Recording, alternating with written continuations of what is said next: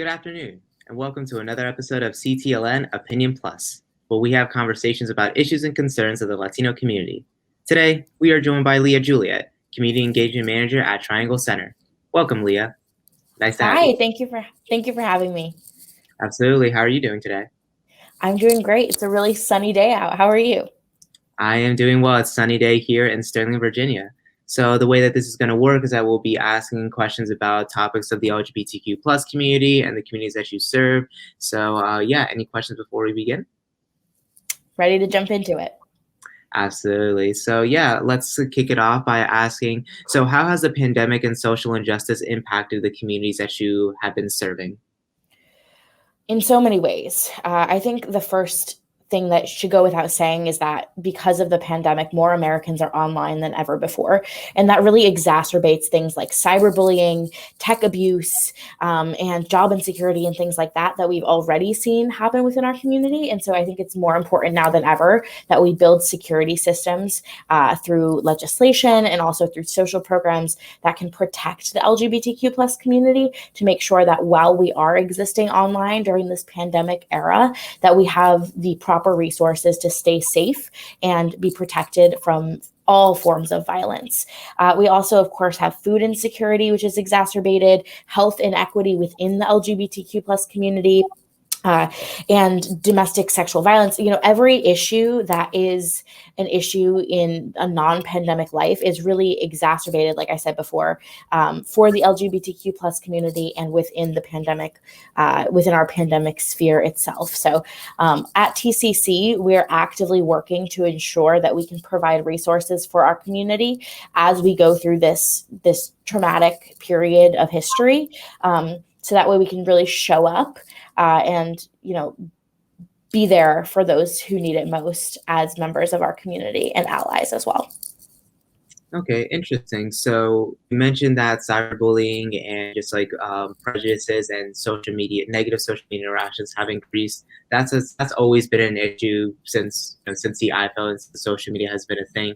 How do you think has this unique time period? How has it impacted those two realms of domestic violence and prejudices through social media? That's a great question. I work in social media as a community engagement manager. One of the many aspects of my job is to run the social media for TCC. And so I see both in my personal life, but also in my work life, managing a social media account for a nonprofit, that, like I said, more Americans are online, more Americans are using technology to cure their boredom. And oftentimes, unfortunately, those with malicious intent can reach out and try to harm those who are vulnerable. And we know that our community is vulnerable in many ways, not because of our integral identities, but because of the way society views those identities, because of things like discrimination and degradation. And so I think on, things like dating apps, things like regular social media, things, that are becoming more prominent, I think we see lots of forms of abuse. And so I think it is the job of our allies, those who have the privilege to show up without being worried about being discriminated against, to stand up and use their voices and their platforms to speak out against forms of injustice when they see them occurring in real time. Yeah, absolutely. That is so true, because social media has allowed us to become more interconnected with one another and has shown us that we can do a lot of good work, but also there's also those people that tend to use social media for malicious means. Right. With that being said, then can you dive deeper into like the biggest obstacles that the LGBTQ plus residents within Connecticut face, and how you've been tackling those issues since your role, and according to your mission statement, it's to provide services and a safe community and a safe place for people of that community. So what have been the biggest obstacles within this unique time period, and how have you been tackling those challenges? So I think one of the main issues, the foundational issue here, is that folks who don't exist within the LGBTQ plus community think that LGBTQ plus inequality and inequity was cured in 2015 with the passage of Obergefell, with the passage of marriage equality federally in the United States. And that just isn't true. Marriage equality does wonderful things for many of us, but not for all of us. And, I think the main issues that we should be focusing on right now are those that impact those who are most vulnerable and marginalized in our community, that's trans folks. And I think what we've realized and tried to articulate here at TCC is that all issues that matter are also trans issues. So whether it's gun violence, educational inequality, sexual health or regular health care, sports participation, of course, we've seen so much in the news, bathroom bills, privacy, tech abuse, all of it. If you care about it, it also impacts trans people disproportionately. Race and racism, religion, all of these social issues and environmental issues and issues of injustice disproportionately impact trans people. And so when we think about LGBTQIA plus issues, we can't think about it as something that was solved in one day in 2015 because now we can all get married, because it doesn't matter if you can get married if you cannot exist in public without feeling safe. So what we're trying to do at TCC is ensure that all of those interconnected intersectional issues are amplified and uplifted, and that we can provide resources for our community who have intricate and nuanced identities and who may need us to show up in these various ways. So of course, we have Pride events. We just got through our Pride month in June, where we had lots of celebratory events for our community. But it's also about the fact that Pride is not just a celebration. It's not just a party. It's also activism. It's also rage. It's also, fighting against inequities. And that inherently is Pride as well. So as we show up in joyful ways, we also show up in critical ways by providing the resources that we provide here at TCC, which includes, free counseling, case management services. We partner with a Circle Care Center, which provides gender affirming care. We have an emergency food pantry. So we really try to show up in as many ways as we can for the Fairfield County community and also Connecticut at large. Yeah, no, thank you. That's all very interesting. So you mentioned that Pride Month isn't just a time period where you recognize the LGBTQ plus community, but also to engage into activism, to spread awareness, and to, you even mentioned like spread rage. How can you explain more into that? Like, what do you mean? Like, what activities have you engaged with activism and to promote the name and better representation of the LGBTQ plus community within TCC and within the residents of Connecticut? Yeah, I think it starts by providing these resources that we provide, because like I said, if you can't exist in public without being afraid of being a victim of violence, then your basic human needs are not being met. So it's not just about, having a Pride parade, which is wonderful and can be affirming for so many people, but also it's the folks who can't show up to the Pride parade because they perhaps have safety concerns, or they can't afford to get to the parade, or they don't have, stable employment or a stable housing situation, or, they're being, victimized by domestic violence. It's about tackling those issues at the root so we can eventually get to the celebration. And that's what TCC is doing. We serve anyone and everyone in our community. We don't turn anyone away, and we're constantly building community as well. Because I think so often, as someone who grew up in a very rural, very discriminatory area in the state of Connecticut, I know that lack of community can be detrimental to the existence of folks, can lead to things like suicidality and feelings of not belonging. And when you don't feel like you belong, when you don't see yourself represented, that can really lead you down a dark path. So at TCC, we try to be a beacon of light and hope for folks in our area who can see us and see the work we do and see themselves reflected, and then, show up for others and show up for themselves.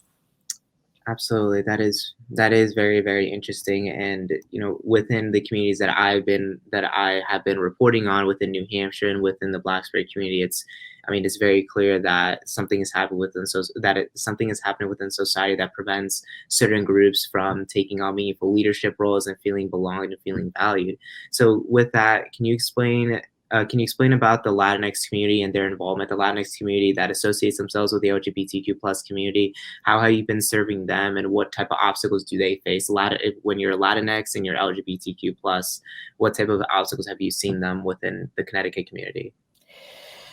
Like I said, TCC serves everyone. So we serve folks of all gender, sexual, racial identities. And what we see as far as the Latinx community is that our community and the Latinx community shows up strong within the LGBTQ plus community. We just had a wonderful Pride Month in which we had members of all communities come together and show up for each other and themselves. And I think that that was really strongly demonstrated, especially in the Latinx community. We have a wonderful resource in Los Angeles called the Latino Equality Alliance, which does a wonderful job at amplifying, advocating for, and educating about the intersections of Latinx identity and LGBTQ plus identity.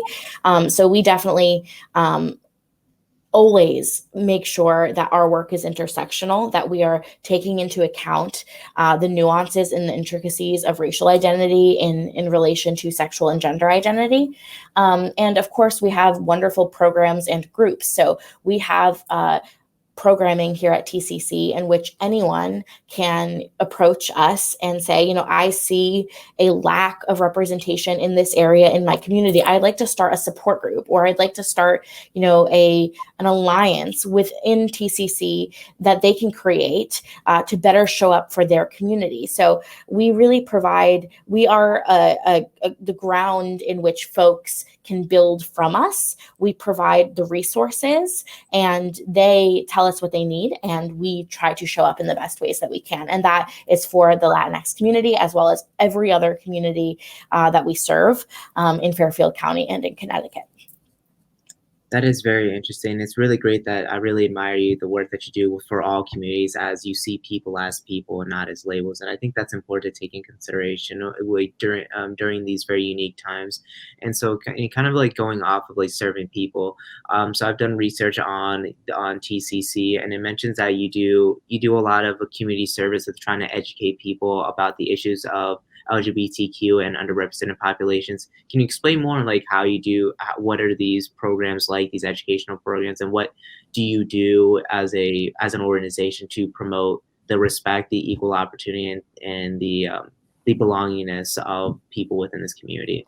Yeah, so we have a training institute at TCC that essentially functions as our educational arms and legs. So not only are we existing here in Fairfield County, we are also trying to spread our messages far and wide by educating others, whether that's in corporations, communities, or collegiate institutions, to make sure that everyone knows the very basics of LGBTQ plus identity, but also can go on further to make sure that they are serving their constituents with equity and equality, kindness, of course, and just basic human rights. And so if you look up LGBTQ plus Training Institute at TCC, you can find out how you can utilize our resources to better serve however you show up in your community. Yeah, absolutely. Awesome. Thank you so much for all those answers, Leah. And to be mindful of time, would just want to ask, is there any resources or any last minute things that you would like to say to our audience before we close out? Yeah, again, I'd like to plug the Latino Equality Alliance, which is a wonderful organization. I'd like to say, please come to our center. We're open from 10 a.m. to 6 p.m. Monday through Friday here in Norwalk. And I think the most important thing is to uplift and amplify the voices of those who are most underrepresented. Listen to Black trans women, listen to trans women of color, pay trans people for their work and their labor, and make sure that in any instances, we're uplifting and amplifying the voices of our most marginalized, because, of course, nobody is free until we're all free. And that's the type of work we're trying to do here at TCC. Absolutely. Awesome. Thank you so much, Leah, for joining us this afternoon. Thank you.